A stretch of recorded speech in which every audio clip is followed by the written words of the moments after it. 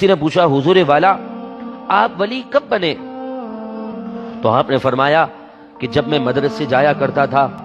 تو مجھے غیب سے آواز آتی تھی، فرشتے کہہ رہے ہوتے تھے ہٹ جاؤ اللہ کے ولی کے لیے راستہ چھوڑ دو۔ بچپن ہی سے آپ اللہ کے ولی ہیں، لیکن اس کے باوجود تعلیم پر جب آپ نے توجہ دی تو لکھنے والوں نے یہاں تک کہہ دیا جس علاقے میں آپ پیدا ہوئے تھے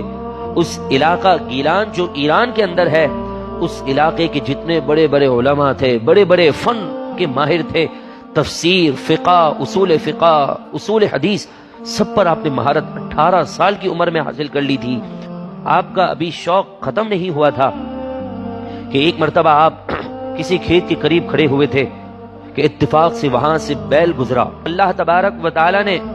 اس بیل کو بولنے کی طاقت عطا فرمائی اور اس نے کہا یا عبد القادر ما لہذا خلقتا، اے عبد القادر اللہ کے بندے تم اس کام کے لیے پیدا نہیں کیے گئے۔ بیل کی اس بات کو سنا تو مجھ پر ایک کیفیت طاری ہو گئی اور میں اپنے گھر پر گیا۔ 9 ذی الحجہ کی تاریخ تھی، عرفہ کا دن تھا،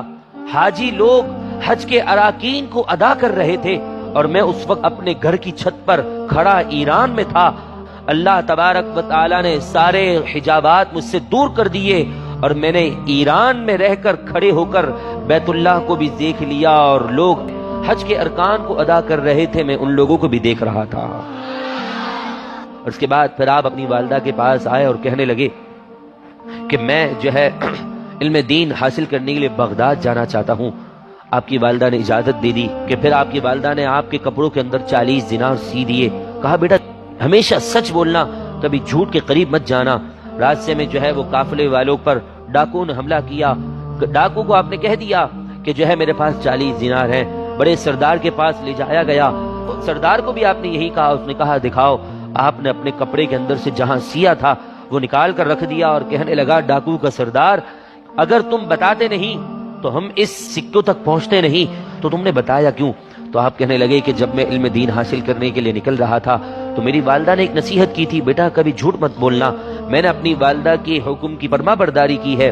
وہ سردار کہنے لگا کہ اللہ نے اتنی نعمتیں مجھے دی ہیں، یہ ایک ننھا سا بچہ ہو کر اپنے ماں کا اتنا فرما بردار ہے اور اللہ نے مجھے نعمتوں سے نوازا ہے اور میں اپنے رب کا جو 70 ماؤں سے زیادہ مہربان ہے میں اس کا کتنا نافرمان ہوں۔ اس نے وہی توبہ کی اور سارے ڈاکو نے سب نے توبہ کی، توبہ ایسی قبول ہوئی اللہ نے انہیں رتبہ اور مقام عطا فرما دیا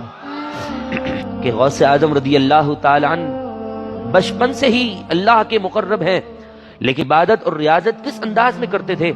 غوث اعظم خود فرماتے ہیں 40 سال عشاء کے وضو سے فجر کی نماز ادا کی ہے کہ ان 40 سال میں سے 15 سال ایسے گزرے ہیں کہ جس کے اندر میں نے پوری رات ایک پاؤں پر کھڑے ہو کر اللہ کے پورے کلام اللہ کی تلاوت بھی کی ہے۔